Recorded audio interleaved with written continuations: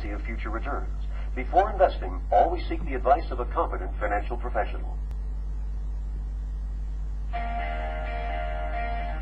Welcome to Profitable Strategies for Savvy Stock Market Investors with Tony Turner.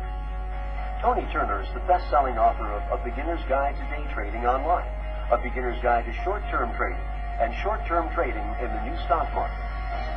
A stock market trader and investor with more than 14 years' experience, she's a popular educator and speaker at financial conferences and trading forums across the U.S. Tony has appeared on NBC, MSNBC, CNN, CNN-FM, and CNBC's Power Lunch.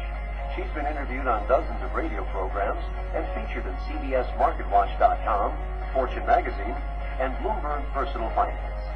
Learning how to invest in today's financial arenas can appear as an overwhelming challenge. Tony is known for her unique ability to explain the sometimes complex workings of the stock market to traders and investors in a way that makes it accessible and easy to understand. In this session, she'll offer 3 basic approaches to investing in the stock market, along with additional strategies for investing success designed to minimize losses and maximize gains. And now, please join Tony Turner and learn profitable strategies for savvy stock market investors. Hi, I'm Tony Turner. Today we're going to talk about profitable strategies for today's savvy stock market investor. If you'd like to view this presentation on the internet in PDF format, all you need to do is go to www.tonyturner.com/investor. There are lots and lots of benefits to investing in today's stock market. Investing wisely has proven to be one of the most lucrative ways that you can increase your wealth. When you choose wisely, when you choose with care, your stocks can make you money while you're out on your boat, while you're enjoying life, while you're working, spending time, doing other things. There are many different styles of investing, one for every personality, one for every lifestyle. You can get into volatile stocks. You can get into stocks that move quickly. You can get into stocks that move slowly. Whatever your personality is, whatever your lifestyle is, you can find a stock that will benefit you and your investment needs. It's very, very important to take control of your own financial future. You know, I was in a cab a few months ago in New York City. I was going to a trading expo, and I saw a billboard on the side of the street. It said, "Spend quality time with your money." And I thought, wow, what a cool thing to say. How often do we think of that? We spend quality time improving our homes, quality time improving our companies, quality time hopefully with our families. And then a lot of times we take one of our most important, one of our most precious assets, we give it to a stranger, and we hope it will grow from there. We need to invest positive energy into our financial future. During the next few minutes, we're going to talk about 3 approaches to investment success, 3 different aspects of the market that you're going to want to look at before you invest in a stock. We're going to learn how to evaluate the stock market environment. It's not that difficult to do. You can access the resources right in your own home. Next, you're going to learn how to evaluate your target company's fundamental data. Now, this kind of sounds complicated to a lot of people, and it can be a lot of work. If you don't have time to do it like that, it's okay. I'm going to show you some ways that you can evaluate a company's fundamental data, and it's important to do so, taking some shortcuts, what I call fundamental one-a-day vitamins. You can access the information quickly, easily, and it can be from very high resources. Finally, we're going to learn how to evaluate your target stock's health right now on a simple price chart. This is called technical analysis, and although a lot of people think, wow, that sounds really difficult to me. Again, I'm going to show you a simple way to tackle technical analysis so you can see where a stock's been, where it is right now, and where it might be going in the future. Let's evaluate the stock market environment. Let's look at different ways to evaluate if we're in a bull or a bear market. How do we find out, as busy as we are, where the economic markets are, where the financial markets are today? How do we know? Let's take some vital several things into consideration here.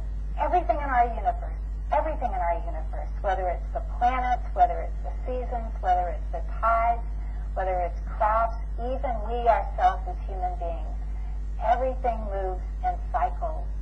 The financial markets are mainly dictated by interest rates. And what are interest rates? They sound complicated. Interest rates are merely the cost of money. Interest rates is how much it costs you to borrow a chunk of money for a given time and then pay it back to the person who lent it to you. The cost of money is one of the biggest economic factors there are in moving economic markets. When interest rates go up, it costs more to borrow money, and that impacts a company's bottom line. When interest rates move down, obviously it doesn't cost as much money to borrow money. The stock market generally runs at about 3 to 6 months ahead of the business cycle. There are two cycles, the business cycle and the stock market cycle. The stock market cycle runs about 3 to 6 months ahead of the business cycle. This is where sector rotation comes in. This is where you see oil moving up, airlines moving down, drug companies moving up, maybe basic materials are running up. It's not that hard, and it's kind of easy to do, but it's important when you get into the stock market to focus on the sectors and the industry groups that are in favor in the current market environment right now. And you say, well, Tony, what if I buy in a group that's favorable right now and it isn't in the future?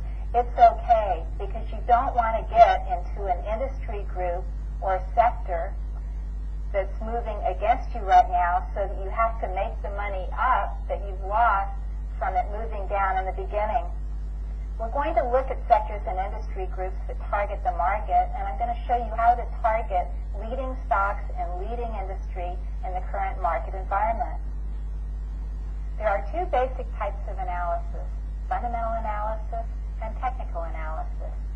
We use these two different kinds of analysis and combine the information in order to make a decision as to whether or not we want to invest in a company's stock. When we look at a company's fundamentals, we're looking at such data as price to earnings ratios, earnings per share, market share, what share of the market does this company have, and an overall view, return on equity, return on investment. We also may want to look at such things as what kind of new products does the company have coming through the pipeline, what kinds of new services do they have coming through the pipeline. This is very important to get an overall view of a company's bottom line.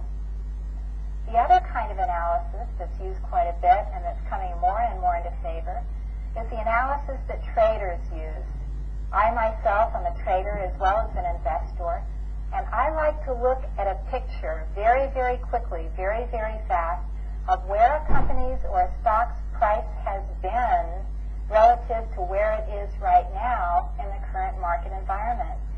The price history that you can see on a chart during a given time period gives you a tremendous amount of information, and many times quite a bit of predictive power to see where it may go in the future. This is how we tell where bull and bear markets are. This is how we tell how far a company has been. Maybe it's just starting into an upward momentum pattern. Maybe it's come down in a downtrend, based out, and is starting up now again. It's very important to know, like with anything else in your world, where a stock price has been, where it is now, which gives you predictive value in knowing where it may go in the future. Before you buy a stock, you'll want to evaluate your target company's fundamental data. These resources will tell you which ones are strong right now, which ones are weak. That in turn leads you to look at the stocks or the components within these industry groups, and the rankings will help you evaluate which stocks you want to get into right now to have future growth ahead. It sounds like a complicated thing to do, but I'm going to show you some ways to make it easy. I'm going to show you some resources you can go to in order to evaluate a company's data quickly and easily. You know, when we go to Macy's to buy a red blouse, if we only have a certain amount of time, it's not wise of us to spend our time looking at blue blouses or brown blouses. We only want a red blouse. This is kind of the same thing. We only look at the stocks, we only look at the industry groups that can benefit us right now, that make really wise investments, and that will carry that momentum into the future. So don't look at blue blouses if you only want a red blouse, because that's wasting time. That's not effective, that's not efficient. You don't want to spend all your time, researching stock fundamentals. We have more to look at here that you need to spend a little time on too. Companies that rank stocks according to highest to lowest rankings are companies like Investors Business Daily.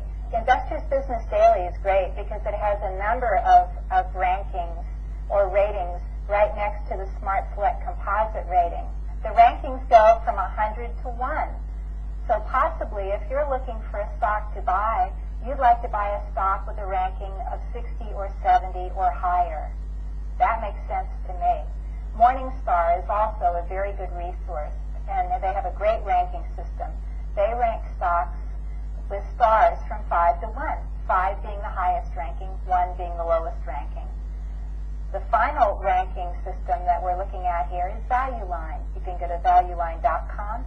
ValueLine ranks stocks from 1 to 5, 1 being the highest rank and 5 being the lowest. Ultimately, these three resources will streamline your research.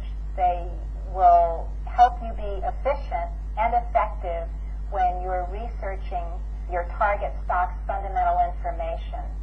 And in today's hectic world, that's a very valuable asset to have. And certainly other large newspapers and financial newspapers also give you information about current industry groups that are doing well, that are in bullish modes right now. Sectors are like technology. Sectors are like healthcare. Those are sectors. Within those sectors, there are industry groups such as pharmaceuticals, such as medical equipment, such as biotechnology stocks. These kinds of resources will give you information as to whether these particular industry groups are right now in uptrends, are strong, are weak, where are they in the positioning of the bull or bear market that you're experiencing, that we're in. Once you find the industry groups that are strong, and maybe it's transportation being a sector, maybe it's airlines, maybe it's trucking, but these resources will tell you which ones are strong right now, which ones are weak. That in turn leads you to look at the stocks or the components within these industry groups, and the rankings will help you evaluate which stocks you want to get into right now that have future growth ahead. Technical analysis is the study of historical price patterns over a given period of time. As you're going to see on the screen right here, we have a weekly line chart of ExxonMobil. The ticker symbol for ExxonMobil Corporation is XOM. The data on this chart was plotted from October 2003 to October 2005. Now, a line chart is just that. It takes into consideration the closing prices of every single week from October 2003, in this case, to October 2005, and it draws a line, just one simple line, from the closing prices each Friday night of ExxonMobil Corporation.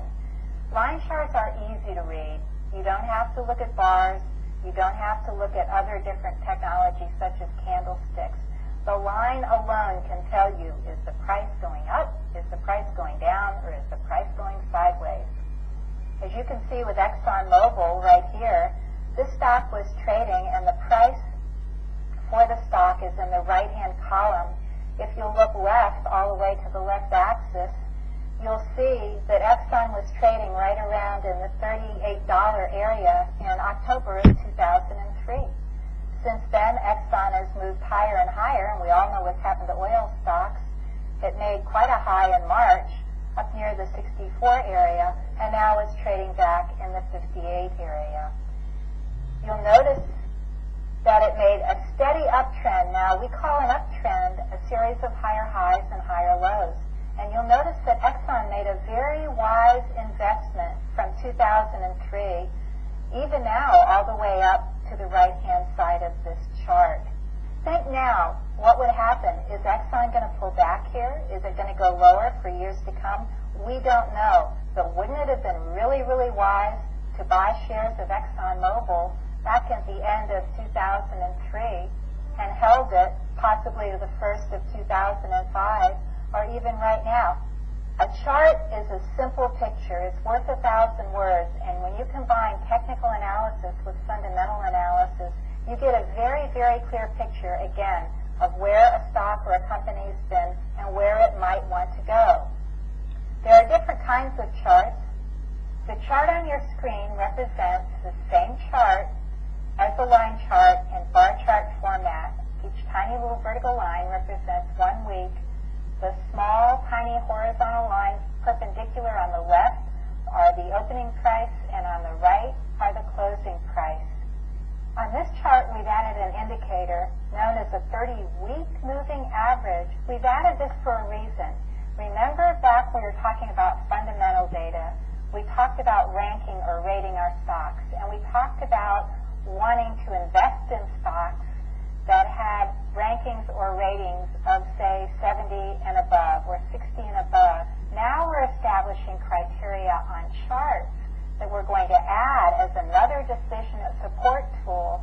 And when we get all these decisions together and funnel them all down, we're finally going to arrive at a buy signal or an ignore signal. And in some cases, as our investment matures, we're going to use it as a sell signal or a take profit signal. Let's go back to this chart. We're going to use the 30-week moving average again as a guideline for buying and selling our stock. First, we're going to go to the market environment. We're going to ascertain whether it's a bull or bear market. We're going to focus in on sectors, technology, healthcare, financial sectors. We're going to look further into those, and with the resources we used before, we're going to find industry groups that we like. Maybe it's banking. Maybe it's pharmaceuticals, maybe it's biotechnology stocks or software stocks, or in this case, an oil or oil services stock. Now we're going to move down to our target stock. We looked at the line chart, we've seen where Exxon has been, and now we can look at this bar chart and see if we had bought Exxon back in the last part of 2003, and we could have done it with this price chart had we had access to it at that time. If we bought back in 2003, when Exxon rose, look at November here, look at November, look at the end down on the left side of the chart. If we had bought Exxon when it rose and made 1 or 2 closes above the rising 30-week moving average and held on to it as long as it traded above the rising 30-week moving average, if we had done that and held on to it until it made 1 or 2 closes below the 30-week moving average, we would have made quite a good profit. How can we refine these decisions? How can we get them even closer? Look down at the chart and you say, well, Tony, what if I bought Exxon at 38? And what if it turned around back in November of 2003? And what if it rolled over or pulled back or retraced, as we call it in the market? What if it just fell down to 28? I would have lost a lot of money. This is where your insurance comes in. Again, we put insurance on our homes. We put insurance on our automobiles. We certainly insure our health. Let's never again, let's vow to never again enter the stock market without putting insurance on our investments. That way, if the stock pulls back or it loses value, we get, as we say, stopped out immediately. We can put them in automatically. Now, the market's going to do it for you. You can enter a stop-loss order with your broker, and you can be at work or at play, anywhere in the world, and with that automatic order is entered, the market will take you out automatically. How are we going to place our stop loss? There are many different ways of doing it, but a really good way for for an investment strategy is to protect, once you enter a stock, immediately put a protective stop loss order, again, enter it with your broker, from 7 to 8% of the purchase price, whatever you bought the stock for. Put that order in immediately after you buy the stock, and that's your insurance. That will take you out. We'll talk about this just a little bit more in just a minute. Here's another example of how we can use price charts and 30-week moving averages as decision support tools to enter a stock and make profits and keep safe. This chart is a price chart of Johnson & Johnson, the big pharmaceutical company. Notice how Johnson & Johnson bottomed out, as we say in the markets, at the end of 2003 and started moving up and moved up all the way through the middle of 2005. Wouldn't it have been great if we'd gotten into this stock back then and ridden it all the way up to $70?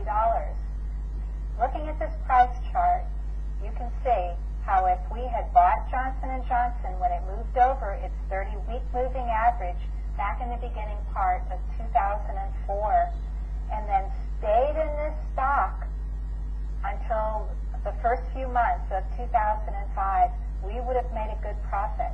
You say, well, Tony, look what happened here.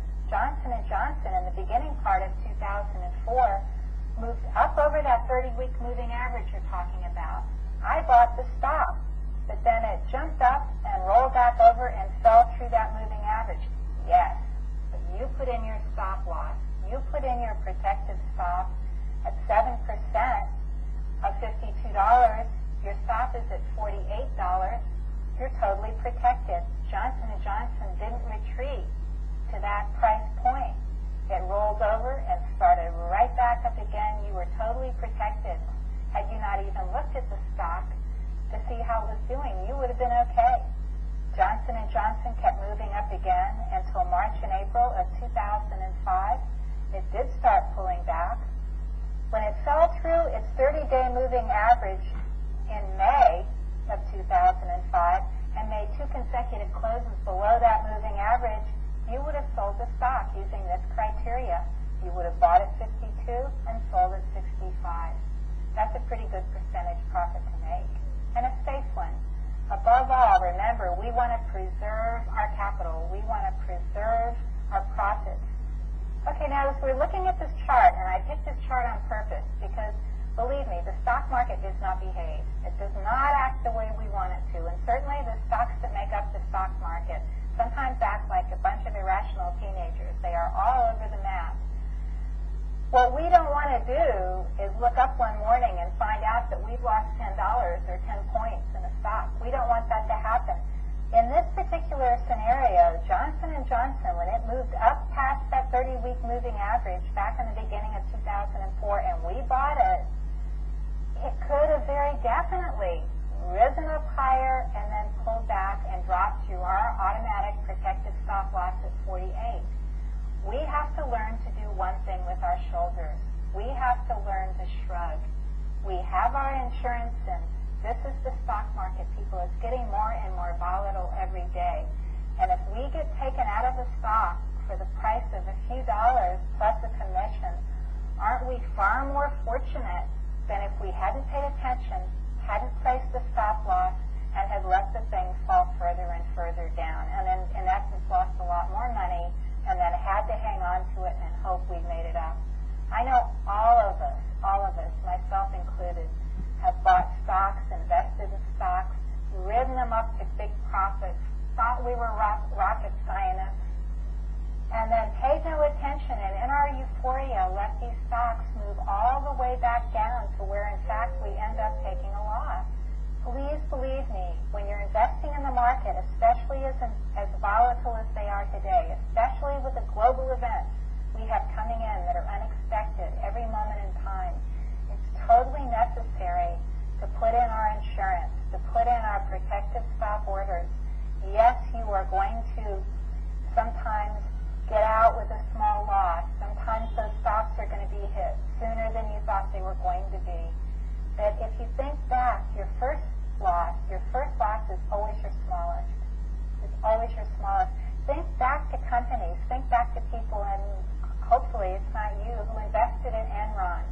who invested in MCI WorldCom when it was having problems, who invested in other kinds of companies that have done the same thing. How wise they had been. How wise would have they been if they put their protective, their insurance stop in, and then raised it a couple of times during the course of the stock moving up. How smart would have that been? There would have been far less losses than the trillions and trillions of dollars that were lost on those particular investments. So put your insurance in, and know that while you may get stopped out once in a while, you're going to be very thankful and very grateful that you've done it many, many times over. Now let's look at this particular price chart and see where we could have raised our stop loss points to a couple of times to ensure that we made really good profits. If you can draw a horizontal line, and I bet you can see that the price found what we call support right in the $54 area, right where the bottoms of all those bars are throughout the second half, or right about the middle of 2004. Just draw a horizontal line with your eyes or a pencil, whatever you like. You can see how we're doing it here. And you can see that every time Johnson & Johnson fell down to a particular place, it always stopped right there at that $54 area. A smart thing to do is move your protective stop up to about $1 or so underneath that particular area. So where would we raise it to? We would raise our protective stop to about $53, $52 if you're more comfortable, as soon as one or two of those support areas were formed. This tells you that when this stock keeps coming down to this area, buyers come in, say this is a good price for Johnson & Johnson, and in their buying they hold it up or they support it, and eventually it begins to go higher. Now what were to happen there? If you raised your stop and the stock, as we say, rolled over and went through it, well, the very worst thing that can happen is you make $4 a share profit. That's not too bad, and it's a relatively short time period. When Johnson & Johnson starts back up, if indeed it does, and it did in this case very definitely, you can reinvest if you like. At the worst case scenario, you've made money, and that's not a bad thing in this day and age. The other thing you've done is something we're going to talk about more in a few minutes. You've protected your asset known as your portfolio. You've protected your equity, and that is the single most important thing you can do in your investment career. Now, Johnson & Johnson moved up for the latter half of 2004 very, very quickly and very, very nicely. When you get more advanced and you become more advanced, you can start drawing trend lines from the bottoms of each of these moves up. And perhaps you want to use these trend lines as your stop area if you want it to get tighter and tighter. However, if you don't, know that many times the 30-week moving average will form a trend line of its own. And we know that we're not going to keep the stock if it makes one or two closes below that moving average. So that in itself is your automatic stop out. Again, Johnson & Johnson fell below our moving average in June or July, it looks like, of 2005, and we've made quite a nice profit. Let's move on to our next chart. Here we have a chart of Alcoa Aluminum, the huge manufacturer. We have another example of how we could have bought Alcoa Aluminum when it rose over. Please keep this word rising in mind. I said it over and over, but it's so important that the 30-week moving average is going in a horizontal direction or at least rising. We never, never, never buy when a stock is moving over a falling 30-week moving average. Now, a moving average is just that. It's the average price of a stock over a given time period plotted into a line form. Here's another clue, and something I wanted you to see on this chart. When we're investing in this kind of a way, when we're looking at price charts in this kind of venue, what we're doing here is something you're going to want to study more, is we are buying stock that has come down in the roller. Remember I told you everything goes in cycles? these big icons of American industry, so do their prices. These stocks have moved up in value, come down in what we call a downtrend, stabled off in the trough or the base of the cycle, and started moving up. What we're doing is we're buying stocks when they start moving up. We're trying to get the biggest reward for the smallest amount of risk. And that's why I'm using this particular indicator. That's why I'm using price charts for my investment. Once you look at price charts, very, very simple ones like these, and study them a little bit, your eyes will get trained, and you're going to start to see how they relate. Such valuable information for you. Pretty soon, when somebody says, would you like to invest in something, the first words out of your mouth are going to be the first words that are out of mine. Let me look at the chart. Now, again, and when you combine that with the fundamental information and the other information that you've kept track of, that you've looked at, you're going to find it to be a very, very, very valuable analysis tool. This is a weekly chart of Alcoa aluminum, a bar chart, just like our last one with Johnson & Johnson. And again, you can see how we use the 30-week moving average as an indicator and a decision support tool. Now, as you can see on this price chart, Alcoa aluminum came all the way down in the middle of 2002, kind of touched off here at $18, moved back up, retested almost, but not quite that, and moved up again over our 30-week moving average. As it moved over this moving average, and this moving average here is rising slightly, we bought Alcoa aluminum at about $23. Immediately, we put our stop loss in at our 7 to 8% point of $21.30. Now we've got that insurance in. Now we know that if anything happens to Alcoa aluminum, it doesn't have far to fall before we're taken out. Notice how we bought Alcoa aluminum at 23, and it ran up to about 26, and then it had to rest for a little while. And as it was resting, buyers came in, increased demand, and moved it up even higher in price. Price charts are human emotions in a picture. They are human emotions. At the bottom of this price chart back in the year 2002, we can see fear. We can see panic.